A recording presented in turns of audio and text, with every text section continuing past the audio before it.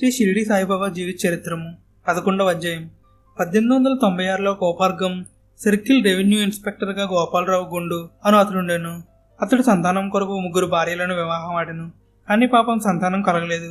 సాయినాథుని ఆశీస్సులు పొందిన తర్వాత సంతాన ప్రాప్తి కలిగెను.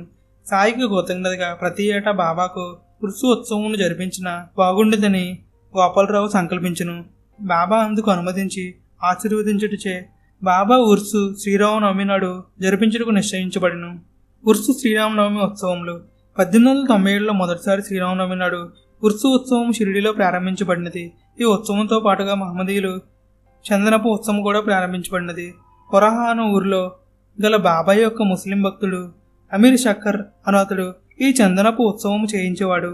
పెద్ద పల్లెంలో మంచిగంధం పొడిని నింపి అగరవత్తులు ధూప దీపములతో మేళతాళములతో ఊరేగించుకుని వచ్చి ద్వారకమై గోడలపై ఈ గంధమును చేతులతో అద్దుతారు.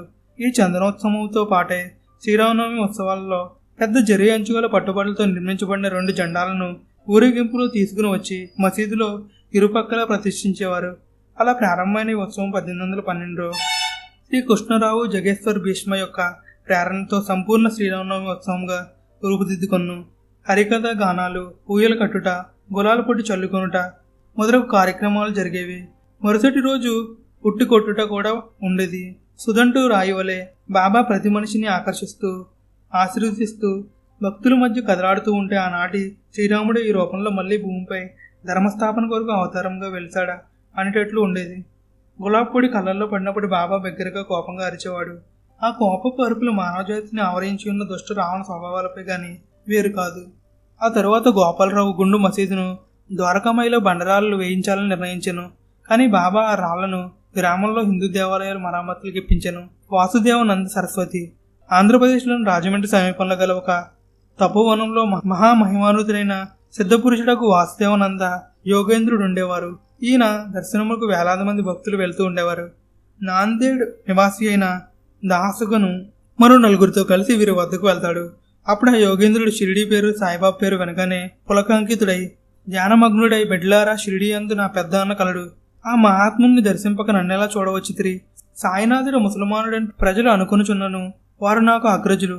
నా నమస్కారంతో ఈ నారికెలమును వారికి సమర్పింపుడు అని కొబ్బరికాయనిస్తాడు. వారు తిరిగి నాందేడు చేరి 15 రోజుల తరువాత షిరిడీకి ప్రయాణమై మన్నాడు చేరిన తరువాత కోపార్గం వైపు పోవు రైలు ఆలస్యమగుడిచే పక్కనే గల వాగు దగ్గర చేరి వేయించిన అటకలలో కారం ఎక్కువగా ఉండుడిచే వాసుదేవానంద సరస్వతి ఇచ్చిన కొబ్బరికాయని కొట్టుకుని కొబ్బరిని తురిమి అటుకుల్లో వేసి కలిపి తింటారు. పూర్తిగా తిన్న తరువాత కొబ్బరికాయ బాబా కొరకు తెచ్చారని గుర్తుకు వస్తుంది. భయపడతారు. షిరిడీకి చేరగానే బాబా గనుని పిలిచి ప్రేమతో నా తమ్ముడిచ్చిన నారికెల మీదే అడుగుతాడు. ఆశ్చర్యాన్ని పొందిన దాసుగను జరిగిన పొరపాటును చెప్పి క్షమించమని ప్రార్థిస్తూ ఇంకొక కొబ్బరికాయని తెచ్చి ఇవ్వడానికి లేవబోతూ ఉండగా సాయి వారించి, బిడ్డ పోవలదు, నీవు తెచ్చే నారికేలం నా సోదరుడిచ్చిన దానితో సరితూగలదా? కానీ మీరు నా బిడ్డలే కదా, నా ధనమంతా మీదే, మీపై నాకు ఎలాంటి కోపము లేదంటూ ఆశీర్వదిస్తాడు. దక్షిత్ వాడ 1909లో కాకా సాహెబ్ దక్షిత్ సాయి మహిమలు విని ప్రేరితుడై మొదటిసారిగా షిరిడి వస్తాడు. ఇంగ్లాండ్లో ఉండగా రైలు ప్రమాదంలో కాలు విరిగిన దక్షిత్ బాబా తన మహిమ ద్వారా కుంటితనాన్ని పోగొడతాడేమో అని ఆశతో వస్తాడు. కానీ షిరిడి చేరి సాయిని దర్శించగానే కాలు కుంటితనం కన్నా మనసులో గల కుంటి భావనలు తొలగించమని ప్రార్థిస్తాడు. బాబా మహిమలను స్వయంగా చూసి షిరిడీలోనే స్థిరనివాసం ఉండాలనే ఆలోచనతో గురుస్థానికి ఉత్తర వైపు గల కొంత స్థలాన్ని కొని తన వసతిని నిర్మించుకుంటాడు. పై అంతస్తు తన కొరకు ఉంచుకుని కింది భాగాన్ని బాబా కోసం వచ్చే భక్తులకు కేటాయిస్తాడు. దీన్ని దక్షిత్ వాడ అని పిలిచేవారు.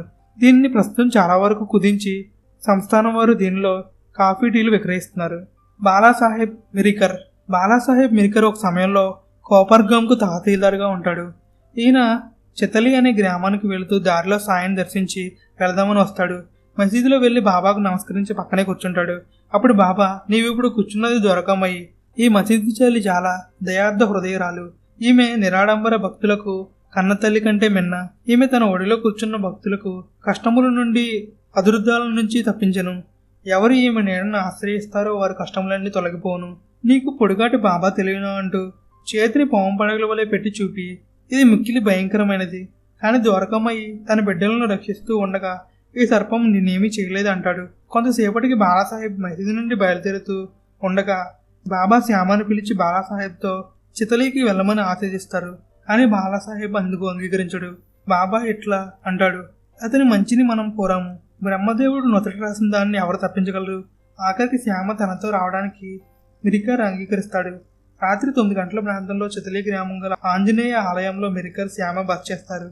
వార్తాపత్రిక చదువుకుంటూ ఉండగా మిరికర్ అంగవస్త్రంపై ఒక పాము ఎక్కి నిలబడి ఉండడాన్ని శ్యామ గమనిస్తాడు. బాలాసాహెబ్ భయపడతాడు. కొంతసేపటికి నడు నుండి సర్పం కిందకి పాకి దిగిపోతుంది. అప్పుడు చుట్టుపక్కల వాళ్ళు పోగే ఆ పామును చంపుతారు. మిరికర్కు జరగబోయే ఈ పాము గండాన్ని ముందుగానే ఊహించి అభయమిచ్చాడు బాబా. అంతేకాకుండా తనకు రక్షణగా శ్యామను కూడా వెంట పంపాడు. ఈ కథ ద్వారా మనం గ్రహించాల్సినది, మనం బాబాను ప్రార్థించి రక్షణ కోరినప్పుడు మనకు రాబోయే కష్టాలను బాధలను ముందుగానే తెలుసుకుని తగిన రక్షణను ఆశీర్వాదాన్ని మనకు అందించి తన మహిమాన్వితమైన శక్తి ద్వారా వాటి ప్రభావాన్ని చాలా వరకు తగ్గిస్తాడు. కర్మఫలం బలీయమైనది కాబట్టి కేవలం నామమాత్రంగానే వాటిని మన చేత అనుభవింపచేస్తాడు. ఈ కథలో బాలాసాహెబ్ మిరికర్లు మామూలుగా పాముగండం ఉండవచ్చును. అయితే బాబా యొక్క అమోఘమైన వాకుల ఫలితంగా ఆ పాము ఆయన పైకి ఎక్కగలిగిన ఏమి చేయలేకపోయింది. కాబట్టి సాయిని నమ్ముకున్న తరువాత తమకేవో మహిమలు, ఆశ్చర్యాలు, అద్భుతాలు జరగలేదని కొందరు భావిస్తూ ఉంటారు. సాయి తమకు ఏమీ చేయలేదని భావిస్తూ ఉంటారు. కానీ సాయి తమకు రాబోయే కష్టాలు చూడగలరు కాబట్టి వాటి నివారణకు ప్రయత్నిస్తారు. 8వ అధ్యాయంలో శ్యామకు పాము కరిచిన కథలో కూడా శ్యామ వచ్చి బాబాకు విషయాన్ని చెప్పే కాలాన్ని వృధా చేయకుండా పాము విషయాన్ని దిగుపోమని బాబా ఆదేశించారు కదా. ఈ కథలోని విశేషాలను బట్టి బాబా యొక్క మాతృప్రేమ తన భక్తుల రక్షణ కొరకు ఎలా ఉపయోగిస్తారో పాఠకులు ఊహించుకోవచ్చు. గురువు యొక్క అవసరం. ఏ యుగంలోనైనా గురువు యొక్క అవసరం ఆధ్యాత్మికంగా చాలా ఉంటుంది. దైవ స్వరూపులైన శ్రీరాముడు, శ్రీకృష్ణుడు కూడా గురువుల వద్ద విద్యను ఆర్జించక తప్పలేదు.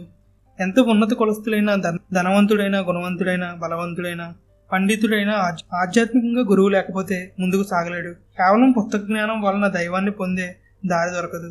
మనకు తెలియని అడవిదారిలో మార్గదర్శకుని వలె సద్గురువు మనకు ఉపయోగపడతాడు. ఈ విషయాన్ని సాయి మాటల్లోనే తెలుసుకుందాం. ఒకసారి దీక్షిత్ బాబా దగ్గరికి వచ్చి షిరిడి నుంచి వెళ్ళవచ్చునా అని అడిగాను. బాబా వెళ్ళమని జవాబిచ్చాను. పక్కనే ఎవరు ఎక్కడికని ప్రశ్నించిరి. అప్పుడు బాబా చాలా పైకి ప్రయాణము, అక్కడికి చేరుటకు అనేక మార్గాలు కలవు. షిరిడి నుంచి కూడా ఒక మార్గం ఉంది. ఈ మార్గంలో ప్రయాణం కష్టతరమైనది. దారిలోని అడవిలో పుల్లు, తోడేళ్లు కలవు. మార్గదర్శకుని వెంట తీసుకుని పోయినచో అతడు తిన్నగా గమ్యస్థానానికి చేర్చును. పులులు క్రూర జంతువులు, గోతుల బారి నుంచి తప్పించును. మార్గదర్శకుడు లేనిచో అడవిలో క్రూరముఖాలచే చంపబడవచ్చును, లేదా దారి తప్పి గుంటలలో పడిపోవచ్చును.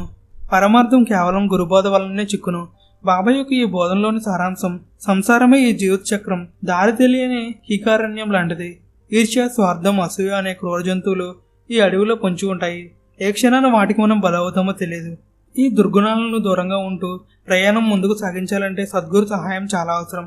కేవలం భౌతికవాదంతో పూర్తిగా ఇరుక్కుపోయి ధనానికి, సుఖానికి పరిమితమైన ఈనాటి మానవులందరినీ జ్ఞాన మార్గానికి మార్చి ముక్తిదారిని చూపించడానికి కైలాసాన్ని వదిలి వచ్చిన పరమశివుని గురురూపమే షిరిడి సాయిబాబా. ఈ సద్గురుని పొందడానికి పెద్దగా కష్టపడాల్సిన పని లేదు. నీవు నా వైపు చూస్తే చాలు, నేను నీ వైపు చూస్తానన్నారు. నీవు నా వైపు ఒక అడుగు వేస్తే చాలు, నేను నీ వైపు 10 అడుగులు నడిచి నీ ముందుకు వస్తాను. నా సలహాగాన్ని, సహాయాన్ని కోరిన తక్షణమే నీకు ఇస్తానని వాగ్దానం చేశారు. శరీరాన్ని వదిలిన తర్వాత కూడా మన కోసం ఇంకా ఈ భూమి మీద గురు రూపంలో నిలిచిపోయాడు శ్రీ షిరిడి సాయిబాబా. అలాంటి ఈ మహనీయుడు పాఠకులైన సాయి భక్తులంతా ఈ క్షణం నుంచి తమ సద్గురుగా భావించండి. ఈ సద్గురువు సర్వదేవతా స్వరూపుడు. ఈయన సృష్టి స్థితిలయ కారకుడు. ఈ సమర్థుడైన సద్గురువు పాదాలపై మన ధన, మాన, ప్రాణాలను సమర్పించి ఈ మానవ జన్మను చరితార్థం చేసుకుందాము. దాసగన్ గంగాస్నానం. అది 1905 సంవత్సరం శివరాత్రి నాడు దాసగన్ దగ్గరలో గల గోదావరి తీరానికి వెళ్లి స్నానం చేయాలని నిర్ణయించుకుని బాబాను అనుమతి కోరగా ఆయన, నీవు అంత దూరం పోనేలా నా పాదాల చెంత గంగ లేదా అని వారిస్తాడు. బాబా సాక్షాత్తు శివస్వరూపుడని, గంగాదేవి వారిని ఆశ్రయించి ఉంటుందని కూడా గనుకు తెలుసు. అయినా నదిలో స్నానం చేసినట్లుగా అవుతుందా అని సందేహిస్తాడు. అతడి మనోభావాన్ని గ్రహించిన బాబా తన పాదాల చెంత దోసులు పట్టమని నాసుగను దోసుల నిండా తన పాదాల బొటనవేలు నుంచి పవిత్ర గంగాజలాన్ని సన్నని ధరగా రప్పిస్తాడు. అప్పుడు అతని ఆనందానికి అంతే లేక ఆ జలాన్ని శిరస్సుపై జలుకుని గంగాస్నానం చేసినంత తృప్తి పొందుతాడు. ఈశవాన్యోపనిషత్తు. దాసగను ఈశవాన్యోపనిషత్తు యొక్క సారాంశం గ్రహించలేక పోయి ఎంతోమందిని ఆశ్రయించగా వారు కూడా ఆయనకు అర్థమయ్యే విధంగా సారాంశాన్ని సరిగ్గా అన్వయించి చెప్పలేకపోతారు. ఈ విషయం బాబా యొక్క సహాయాన్ని అర్థించాలని నిర్ణయించుకుని షిరిడీకి వెళ్ళి బాబాను అడుగుతాడు. సాయి అతన్ని ఆశీర్వదించి, దీని గురించి నువ్వేమీ తొందరపడవద్దు. నీ తిరుగు ప్రయాణంలో నీవు విల్లి పార్లేలోని కాకాసాహెబ్ దీక్షిత్ ఇంటికి వెళ్ళినప్పుడు అతని పనిపిల్ల ఈ నీ సందేహాన్ని తీర్చును అని చెప్పను. గొప్ప గొప్ప పండితులకి అసాధ్యమైన ఈ పని భాష కూడా సరిగ్గా నా పనిపిల్ల వల్ల అవుతుందా అని అక్కడ వారంతా సందేహించక, దాసగను మాత్రం బాబా వాక్కులను బ్రహ్మవాక్కులుగా విశ్వసించెను. తిరుగు ప్రయాణంలో అతడు కాకా దీక్షిత్ ఇంట్లో బస చేసెను. వారి చిన్న పనిపిల్ల మధురంగా పాడుతూ చిరిగిపోయిన గుడ్డలను కట్టుకుని పాత్రలు తోముచుండును. ఆమె నిరుపేద అయిన సంతోష భావంతో ఉండడం చూసి దాసగను ఎంతో ఆనందిస్తాడు. తన మిత్రుడు ప్రధాన్ ద్వారా మంచి చీరను ఆమెకు బహుకరిస్తాడు. ఆ చీర కట్టుకుని ఆమె పరవశిస్తూ తోటి పిల్లలతో ఆడుతూ నాట్యం చేస్తుంది. మరుసటి రోజు ఆ కొత్త చీరను పెట్టెలో దాచుకుని మామూలు చింకి గుడ్డను కట్టుకున్న నిన్న కొత్త చీర కట్టుకున్న ఆనందాన్ని అలాగే అనుభవిస్తూ ఉంటుంది. చింకి బట్టను కట్టుకున్న విచారం కానీ నిరాశ కానీ ఆమెలో కనిపించలేదు. కాబట్టి కష్టసుఖములు మన మనోభావాలపై ఉన్నవి కానీ బాహ్యంగా బయటలేవు అనే ఈశవాన్యోపనిషత్తులోని రహస్యాన్ని సూక్ష్మంగా గ్రహించగలిగాడు దాసగను. ఈశవాన్యోపనిషత్తు జగత్. ఈ జగత్తులో ప్రతి వస్తువు ఈశ్వరుడి సృష్టే. అందులో నీ మనోభావాన్ని బట్టి ఒకటి నీ దగ్గరగా ఉంటే సుఖపడతావు, అది లేకపోతే బాధపడతావు. సుఖదుఖాలకు మూలం మనసు గాని ఈశ్వరుడు కాదు. గౌతమ బుద్ధుడు కూడా బోధి వృక్షం కింద పొందిన జ్ఞానం ఇదే. మనస్సును జయించిన వాడికి సుఖదుఖాలు అంటుకోవు. అతను నిత్య తృప్తుడు, నిత్య సంతోషి. అదే బ్రహ్మానంద స్థితి. ప్రియమైన పాఠకులారా, సాయి ఈనాడు శరీరంలో మన మధ్యన లేరు కదా, మనకు ఎలా ఆయన జ్ఞానబోధ చేస్తారు అని మీరు సందేహించవలసిన అవసరం లేదు. పనిపిల్ల ద్వారా అనుభవపూర్వకంగా దాసగనుకు బోధించినట్లుగానే మనకు కూడా మనం చేసే పనుల ద్వారా, మన చుట్టూ ఉన్న మనుషుల ద్వారానే జ్ఞానాన్ని మనకు హత్తుకునేలా బాబా బోధిస్తారు. దాన్ని సత్యదృష్టితో తెలుసుకునే సూక్ష్మబుద్ధి మనకు ఉంటే చాలు. మనం సాయికి సర్వస్వ శరణాగతులమైతే ఆ సూక్ష్మ దృష్టిని కూడా ఆయనే ప్రసాదిస్తాడు. మీరు చేసే ఈ పారాయణంలో ఎప్పుడు ఏ విషయం ఎలా ఎంతవరకు మీరు శ్రద్ధగా గ్రహిస్తారో సాయి మీ ఎదురుగా ఉండి గ్రహిస్తూనే ఉంటాడు. బాబా యందు భక్తి, పారాయణంలో శ్రద్ధ కుదిరినప్పుడు విషయం మనసులో చక్కగా ప్రవేశిస్తుంది. అప్పుడు తదనుగుణంగా బాబా తన లీలలు మీకు తప్పక చూపుతారు. కాబట్టి సాయి ప్రేమామృతాన్ని రుచి చూడాలంటే పై విధంగా భక్తి శ్రద్ధలతో ఈ పారాయణం చేసి మీరుగా సాధించవలసిందే కానీ ఇంకొకరు చేయగలిగిన సహాయం కాదు. ఈ ఆధ్యాత్మిక భక్తి శ్రద్ధలతో పారాయణం చేయు భక్తులకు దాసగను బోధించినట్లుగా జ్ఞాన రహస్యాలను కరతలామలకం చేయమని, అలాంటి వారి హృదయాల్లో సాయి స్థిర నివాసి అయి ఉండాలని, వారి గృహాలు సాయికి నిలయాలుగా మారాలని కోరుతూ ఈ అధ్యయనం ఎంతటితో ముగిద్దాము. ఓం శాంతి శాంతి. 11వ అధ్యాయం సంపూర్ణం.